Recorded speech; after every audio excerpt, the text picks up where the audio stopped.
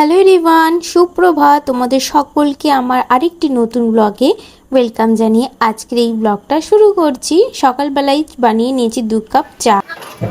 আজ ব্রেকফাস্টে সুমিতের জন্য বানাচ্ছি ম্যাগি। চলো, হয়ে গেছে। আর এই দেখো, এদিকে একটা ডিমের পোচ বানিয়ে রেখে দিয়েছি, এর উপর দিয়ে দিয়ে দেবো।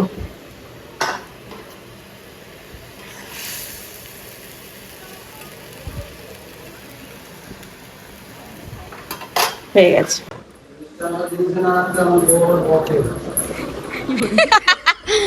না এমা, ঘরটা কেমন নীল নীল টাইপের হয়ে গেছে। ধরো,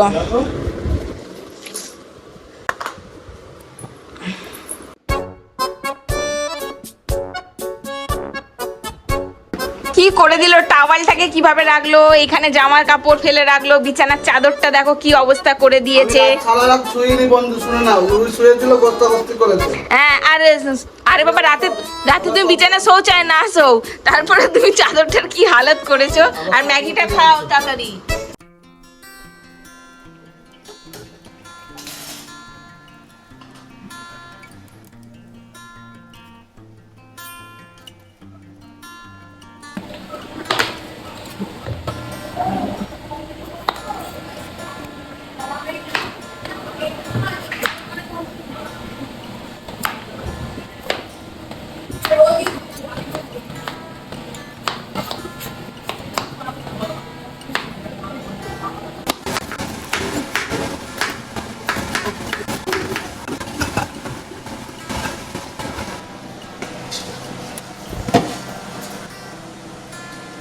জানো তো, কয়দিন আগেই আমি এই সবজিগুলো কিনে নিয়ে এসেছিলাম, যেমন হচ্ছে পটল, কাঁকরোল, উচ্ছে, আরও অনেক সবজি আছে, নাম নিতে নিতে মুখ ব্যথা যাবে। ভেন্ডি, সমস্ত ভেজিটেবল না 2 দিন যেতে না যেতে সব শুকনো হয়ে যাচ্ছে জানো। আর আমরা তো রোজ বাজার যেতে পারি না, যেহেতু আমাদের বাড়ি থেকে অনেকটাই দূর সোদপুর বাজারটা। এবার সেই জন্য আমাদের একেবারে গেলে একেবারে সমস্ত কিছু কিনে নিয়ে আসতে হয়। তা সপ্তাহের বাজারটা অন্তত করে আসতে হয় যতটা সম্ভব। তা এই সব সবজিগুলো এখন নিয়ে আসছি, কিন্তু কি বলতো, কিছু সবজি শুকিয়ে যাচ্ছে, কিছু সবজি রাতে কাঁচা থাকছে সবুজ, আর সকালবেলা হলেই একদম হলুদ হয়ে যাচ্ছে। যেমন উচ্ছেটা, জানো পদ্ম ফুল যেমন ফোটে, ওই পদ্ম ফুলের মতন উচ্ছেটা পেকে ফুটে গেছে। রাত্রিবেলা ছিল সবুজ, সকালবেলা দেখছি ওই অবস্থা উচ্ছে। এবার ওর মধ্যে 2-3টে উচ্ছে পচে গেছে, সেটাকে ফেলে দিলাম। পটল রাত্রিবেলা সবুজ ছিল, সকালে উঠে দেখছি সব পটলগুলো পেকে গেছে, সেগুলোকে কেটে ছেটে যতটা নেওয়ার সেগুলোকে নিলাম।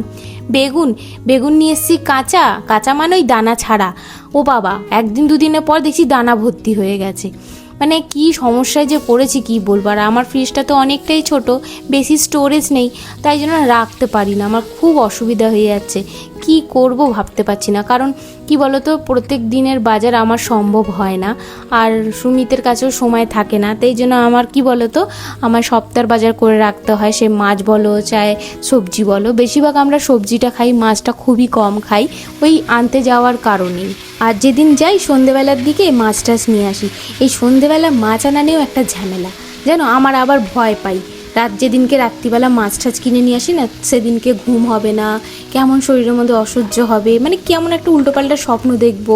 ভূতের নয়, মানে উল্টোপাল্টা, যে আমার পেছনে কেউ দৌড়াচ্ছে, আমি দৌড়াচ্ছি, এবার যার থেকে আমি দৌড়াচ্ছি সে আমাকে ধরে এক্ষুনি মারবে, এরম টাইপের একটা কিছু উল্টোপাল্টা একটা দেখি। কিন্তু ঠিকঠাক কি দেখি সেটা বুঝতে পারি না।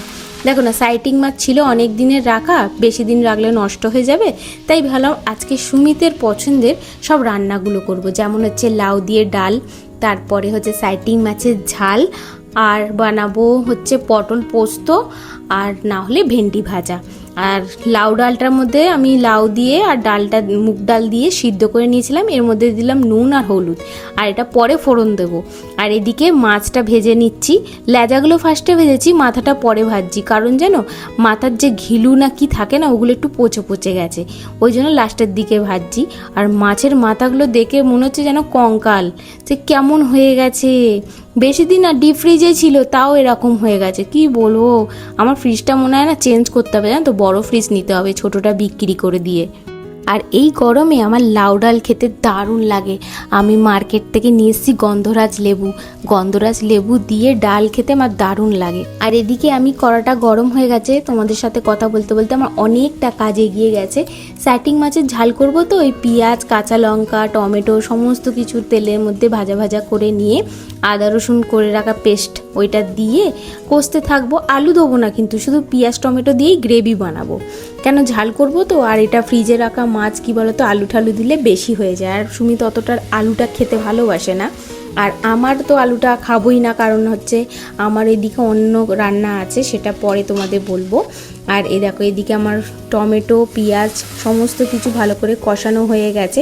তার মধ্যে দিয়ে দিলাম আদা রসুন পেস্ট, আর টমেটোটা যাতে আরও তাড়াতাড়ি গলে যায় তাই জন্য এর মধ্যে দিয়ে দিলাম নুন, হলুদ, তারপরে দিয়ে দেবো ভাজা মশলা। কিন্তু ভাজা মশলাটা শেষ হয়ে গেছে, এটা বানাতে হবে না, তো দেখি কালকে নাহলে আজকে সন্ধেবেলাই বানাতে হবে। ভাজা মশলা দিয়ে দিলাম, যেইটুকুনি ছিল সেইটুকুনি কাচিয়ে ক্যামেরা অফ করে তারপর মশলাটাকে কষতে থাকবো অল্প অল্প জল দিয়ে। তারপরে আমি পরিমাণ মতো এর মধ্যে জল দিয়ে দিয়েছিলাম। দেখো আমার ঝোলটাও ফুটে এসছে, একটুখানি টমেটোটা চেক করে নেবো, আর একটুখানি ঝোলটা কমে এলে তারপরে আমি ভেজে রাখা যে সাইটিং মাছটা আছে ওর মধ্যে দিয়ে দেবো। আর এই সাইটিং মাছের গ্রেভিটা এত দারুণ হয়েছে, তোমাদের কিভাবে যে বোঝাবো, তোমরা দেখছো, কিন্তু এটা খেতে অসাধারণ হয়েছিল। সুমিত আসলে আমাকে অনেক এটার জন্য সাবাসি দিয়েছিল যে তুমি দারুণ আজকে রান্নাটা করেছো। আর লাউ ডালটাও খুব সুন্দর হয়েছে। ব্যাস এই সাইটিং মাছের কারিটা না ধনেপাতা উপর দিয়ে ছিটিয়ে দিয়ে কমপ্লিট করে দেবো।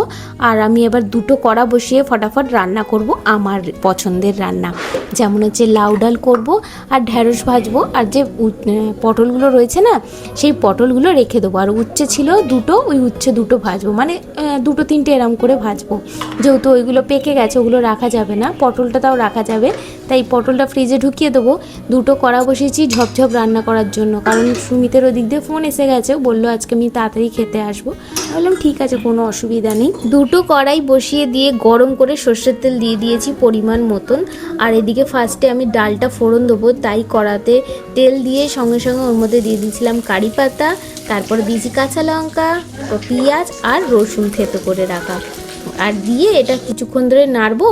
আর এদিকে লোহার কড়াটায় দিয়ে দেবো ঢ্যাঁড়স। এই ঢ্যাঁড়সগুলোকে আজকেই করে খেতে হবে, কারণ শুকিয়ে গেছে, আর এগুলো ভাজা করে যদি অন্য কিছু করি না কিছুই খেতে পারবো না। আর যেহেতু পেঁয়াজ দিয়েছি ওই দিকের কড়াটায়, তাই হাতটা ধুয়ে নিলাম। তা চলো, এদিকে ডালটাও আমার হয়ে যাবে আর ওইদিকে ঢ্যাঁড়স ভাজা হয়ে যাবে। আর পটলটা ফ্রিজে তুলে রাখবো, আর দুটো উচ্ছে কেটে রেখেছি ওইটা করব। আর কিছু পটলের খোসা আমি বাটা করেছিলাম, সেটাও আছে ফ্রিজে, ওটাও গরম করে নেবো খাওয়ার সময়। তবে সুমিত বলেছিল যে এত কিছু রান্না কেন করেছো, আমি যে এত কিছু রান্না করেছি সব নষ্ট হয়ে যাচ্ছে, না খেয়ে যদি কিনে আনা সবজি ফেলে দিতে হয় ডাস্টবিনে, কতটা গায়ে লাগে বলো তো, সেই জন্যই রান্না করেছি।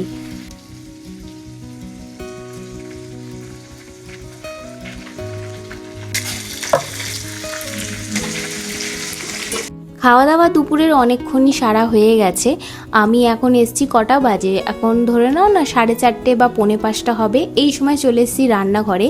কদিন আগেই আমি অর্ডার করেছিলাম ফ্লিপকার্ট থেকে 3 পিস আম, তার মধ্যে 2 পিস খাওয়া হয়ে গেছে অলরেডি, আর 2 পিস এত টেস্টি আর মিষ্টি তোমাদের কি বলবো। এই 1 পিস বেঁচে আছে, চলো এটাকেও আমি কিছু করব। আর আজকে এই ডিশ যেটা বানাচ্ছি এটা আমি নিজেও জানি না এটা কী বানিয়েছি, মাথায় যা আসলো তাই করলাম। হয় না খাওয়া দাওয়ার পরে অনেকটা সময় চলে যাওয়ার পরে না খুচকাচ খেতে ইচ্ছা করে, ব্যাস সেই দিনটা হচ্ছে আজকে।